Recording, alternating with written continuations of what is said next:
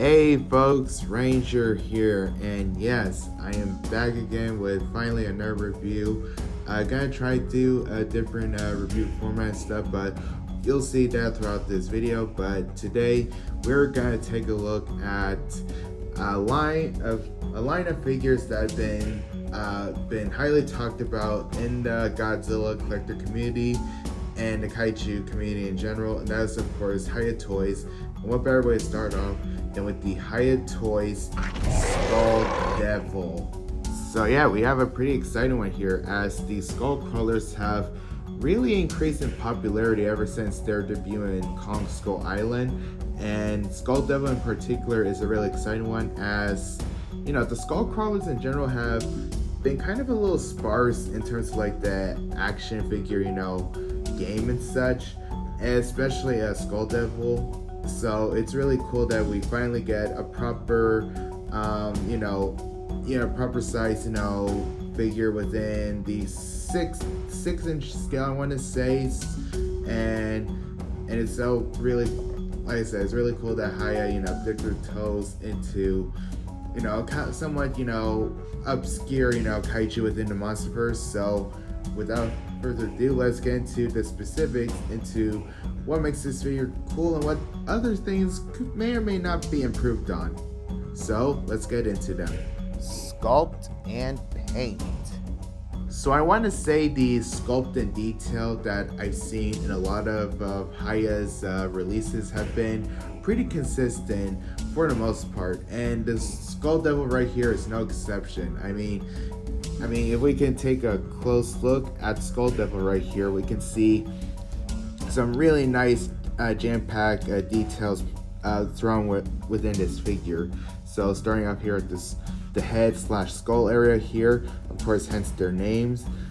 So Skull Devil right here, you can see really nice, dry brushing along the face here. It's not just, a simple white. We see like different, variations of blacks and grays to give it a nice deep wash. I especially love the little scar here. It's actually something I didn't actually realize that Skull Devil had, so it's really cool. And of course we got the tiny little beady horizontal like eyes that, it's kind of hard to see, because I want to say the skull part right here is definitely, indicative of, is this their eye, but no, their actual eye is right there. So really cool design choice for the skull crawlers and Skull Devil. Then opening up the mouth here, and I will talk a little bit about a bit of QC issues about the mouth, but we can see some really nice details within the mouth here. So we got a nice pink wet look in here with a nice variation of glossiness and sheen to give it a nice oily, disgusting wet look. You can see the teeth are nicely picked out and nicely, individually sculpted as well here. Especially love the bigger teeth. Now we can look at the very top. We can see that the teeth at the top here also individually sculpted. Not as good as the bottom teeth, but these ones are kind of smaller, so it's understandable. We can also see that they're a little bit of gold, so kind of an interesting choice and something that is kind of minor, to be completely honest. So yeah, moving on to the body here, we can see nice variation of scales and things like that. The scales, I'd say, on the skull crawlers are definitely interesting. They're not your traditional like scales you would see in like reptiles and things like that, which makes sense considering the whole take on the skull crawlers are that, they're more or less evolutionary abominations. So yeah, so moving around the neck, I did want to point out that mine does have a bit of a paint mishap. You can see some weird gray white here on this area, but it's not that big of a deal, because I think they could be, probably covered up with the articulation stuff, which I will get to, of course. And then we got a nice, more variation of scales here. Really interesting. It's kind of a mixture of sort of leathery, but also traditional scale. It's kind of hard to describe, but yeah, we can also see, the the main, body color, which is like a really deep, darkish gray color.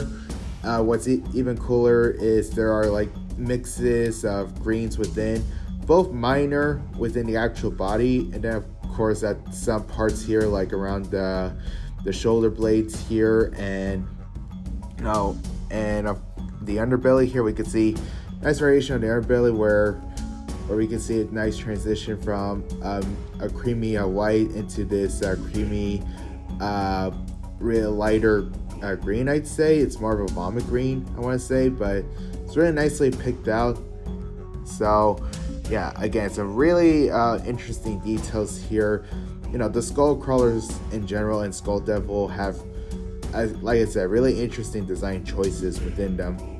So really nice. This looks like, a person's, area, but yeah, body.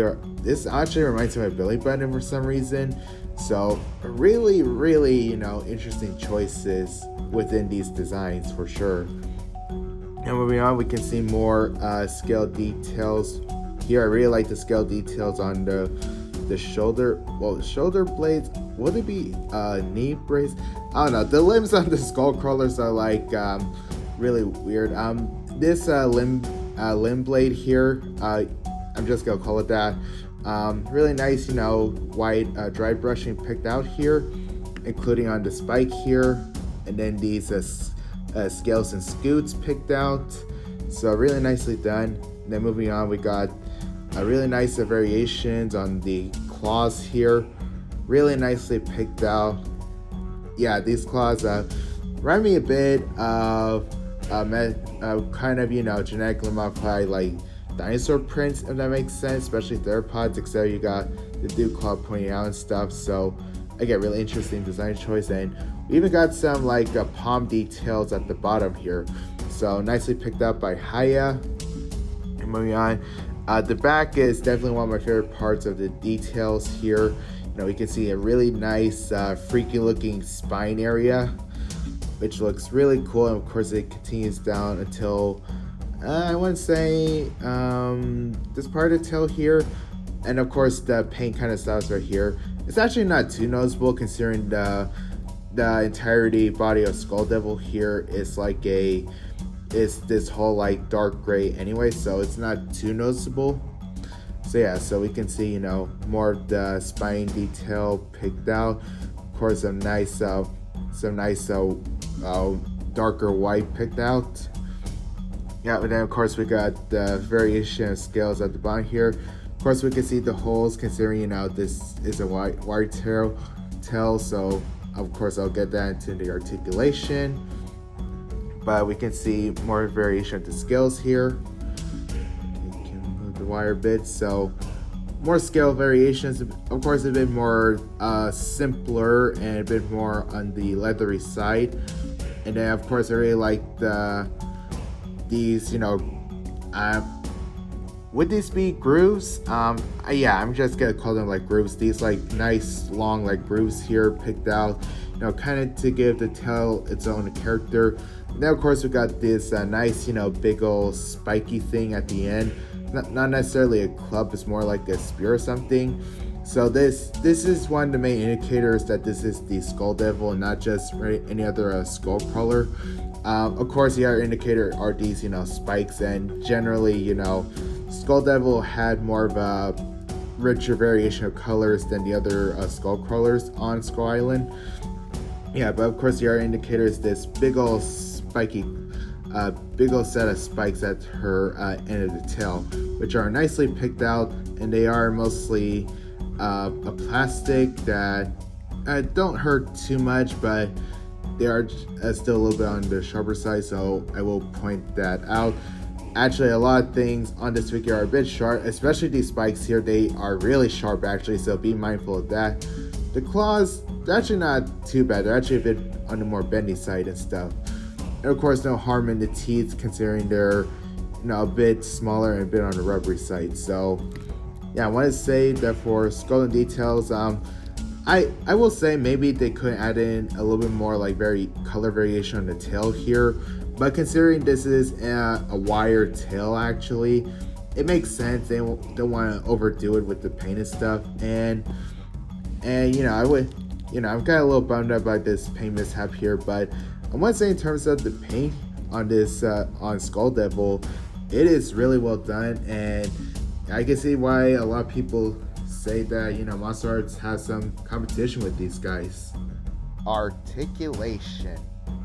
So the articulation for Skull Devil is actually really decent considering the design and Hiya's everlasting engineering in a lot of their figures, and it's definitely up there with the likes of Monsterarts, as previously stated, things like that. So without further ado, let's see what Hiya cooked up here. So we can take a zoom in. So starting out with the head. So the head, so from what I know, the head is on are on hinge, are both the top and bottom jaws are on hinges, but they actually work together actually. And the reason why is that the membrane and the throat of the mouth are actually all rubber, so that it gives sort of a more realistic look to them. Now, on a creative standpoint, it is actually really clever that they did this, but there is a catch, and you can kind of see. We can take a really good zoom. Yeah, you can already see mine has a tiny bit of a tear, and this is sort of a QC that a lot of people notice on their Skull Devils also, which is a bit of a shame. Like, I'm not sure if Hiya really prepared for that, or it's just bad luck or something like that, but it does make the mouth a little bit more delicate to work with, as this is technically a more collector's item, so want to make sure that it's in good as possible shape as possible. So it is a bit unfortunate stuff. So, but regardless, the mouth articulation is still smooth and stuff. You just still need to be careful with the membrane stuff, and make sure you're not horsing around with it and things like that. Yeah, and then moving on to the head, we got like two joints. Of course, we got the head area here, and then around the neck, so Skull Devil can look this bit high up, and then this far down, like that. So really nicely done. And then the head can twist side to side, really nice. Like, it gives you really nice posability and things like that, and you can get plenty of good movements, as we'll see moving on. So now we got the limbs here. So each of the limbs, both limbs can go in and out like that, really flexible. And of course, you can go full 360, and then this part of the arm or limb here can go 360. A bit tight on mine, of course, as you can hear. So tight joints, which isn't too bad. And then of course we got the elbows or knees here, whatever you want to call them. They can move in this far inwards, and then this far outwards. It is a bit double jointed. You can see the elbow spike here, moving along with them, so really nice. And now of course we got the feet or hands, whatever you want to call them. So they can move 360, go inwards this far, go outwards that far. So really nicely well done there. Then of course we move on to the lower portion. Got some ab joints moving in and out, and then up and down like that. Then of course we got this beginning of the tail moving really smoothly, and of course in and out like so. Also, you want to move 360 if you like. And then we got the wire tail. Now, another QC issue that I want to bring up, and this is probably on mine, I'm not sure if others will point this out, but on mine, for some reason, this part of the tail here, with the wire and this portion here, there is like a small plastic thing around the wired tail here that interlines with the ball socket and stuff. And unfortunately, mine likes to pop off quite a bit, unfortunately. So it's been a little, not gonna lie, a little annoying on my end. Like, maybe it could be fixed up with some glue or something like that. Of course, not gluing the whole joint and stuff, but it does kind of distract like the playability with it, honestly. So that's something that I think everyone should keep in mind. There, of course, we got the whole wire tail, and I'm also show how you can move the wire. Like, for me, honestly, what I've been doing recently is like, I want to get it full 360. I just put in a little bit of pressure to get the tail 360, or whatever pose I want the wire tail to be at in terms of base. And then of course you got the wire itself. The wire tail actually moves pretty well, actually. Like, I don't get a sense of being like too fragile like other figures, honestly, with wire tails. I know it is something that a lot of people don't like and stuff. I know Diego Doom isn't a fan of wire tails, but it's probably because he and others like more experienced collectors and stuff. But I personally really don't mind it. It feels really sturdy and can hold its own for quite a while, so no problems there. So is the articulation perfect on Skull Devil here? Not really, but at the very least, you can get Skull Devil into some pretty dynamic poses. So you could get her into like a more crouching pose, like she would often be towards the climax of the movie. A more dynamic posture where you can have Skull Devil being only on one limb, given the right quality of position and gravity. And even attempt to curl her tail so she can hold her weight. Yeah, so the possibility of Skull Devil here is really outstanding, really good engineering. Just be mindful of the QC points I mentioned, such as the jaw membranes and of course the connection of the wire tail and stuff. Size comparisons. With size comparisons, first we're gonna start off with some Playmates at Kongs here. Of course, I got the 2005 King Kong, a Kong with Battle Axe from GBK. Then, of course, Kong with the Beast Glove from GXK. So I want to say Hiya's Skull Devil here is actually really sizable. Like, I know technically the Hiya kaiju stuff are technically in their own like size class and stuff, particularly with Monsterverse. But from what I've seen, Skull Devil actually sizes up pretty good with average size like 6-inch figures, especially with the Kongs here. And I did, after rewatching Kong Skull Island like a few months ago, I can say that pulling up Jackson's Kong here, putting these two on the side, I want to say that the size between like an average 6-inch Kong with Skull Devil is actually really decent, actually. So you can of course reenact some like iconic scenes with the movie. Of course, it'd be more fitting if we use a Monsterverse Kong.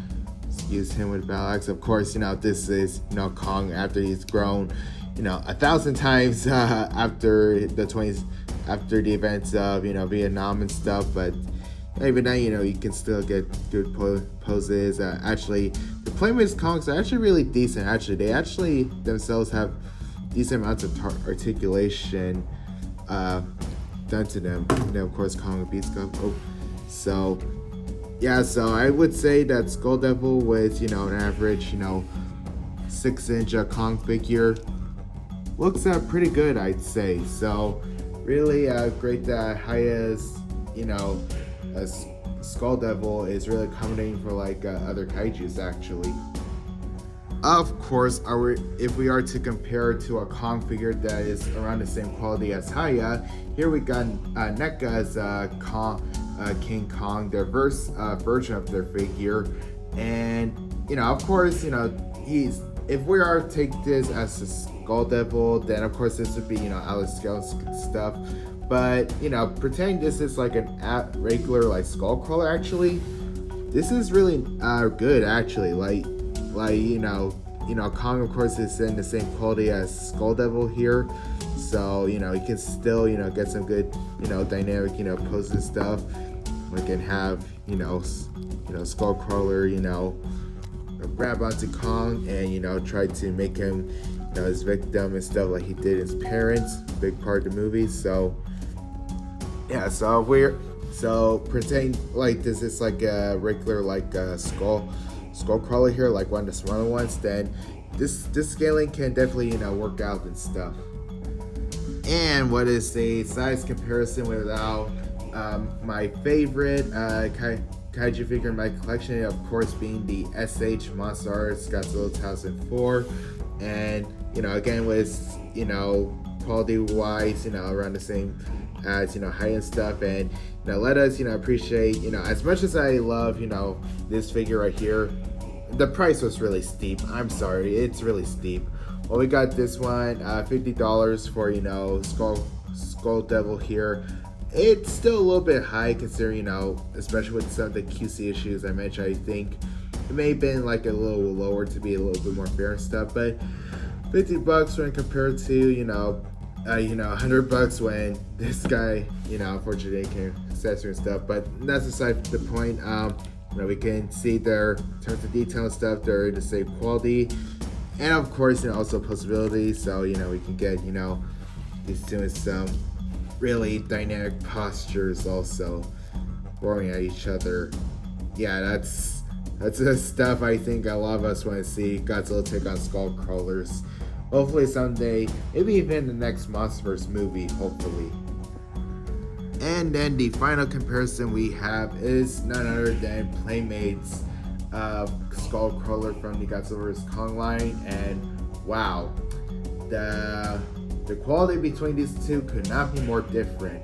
This, for the time, this is definitely, a decent enough, take for the Skullcrawler, considering this was, I believe, the only 6-inch Skullcrawler at the time. So, it's understandable, we had to, get what we get. But now we have, a much more highly detailed, much more accurate, Skullcrawler now. Of course, this one is technically representing a different individual than Skull Devil here, but even still, we can see, a light and day difference between these two all the way through and stuff. I will say, in terms of like durability and stuff, I will have to give it to Playmates that their figures in general have been pretty much, consistent in terms of the durability and stuff, which, makes sense. These are more like kids' toys and stuff. But, it's still like really cool to, compare, what raging qualities between, we got, around, I want to say $10 kids toy to, much higher collectors, $50 figure. Excuse me, but yeah, it's really cool to, compare these. And of course, with these two, you can get a really cool, like a dynamic pair that can, face off Kong now, like, what happens, in Skull Island. Oh, yeah, so we could get Kong in position and then him being surrounded by Skullcrawlers. That's definitely the stuff of dreams we all want to imagine, for sure. So, final thoughts on Hiya's Toys Skull Devil figure. For being my first Hiya Toys figure, I am really happy with this one. Like, I am really impressed by the amount of detail, the articulation, how well accommodating she can scale up with our figures. This is just a wonderful little piece. Now, of course, the few things that I mentioned kind of hold this figure back from being like 100% perfect are definitely the mouth membrane, being too delicate and ripping apart. The loose tail socket between the socket of the wire tail, and of course, I think the $50 price point is, again, I think it's a little steep, but putting those things aside, it is really great that we finally have a nice, highly detailed, smaller scale Skullcrawler figure that we can all enjoy. Like I said, Skullcrawlers have become everlasting, popular over the past few years. So I'm really grateful that Hiya has, dipped their toes into that And I'm really glad that they're also doing the Mutos down the line. I'm really excited. They reveal new promotional shots of the female Mutos, so really looking forward to that. And hopefully they can do others like the War Bats and other like Vanas of the Hollow Earth and stuff. So yeah, overall, really happy with the highest toys as Skull Devil, and definitely recommend it if you don't mind the issues I mentioned, price point. So with that being said, this is Ranger Fan signing out.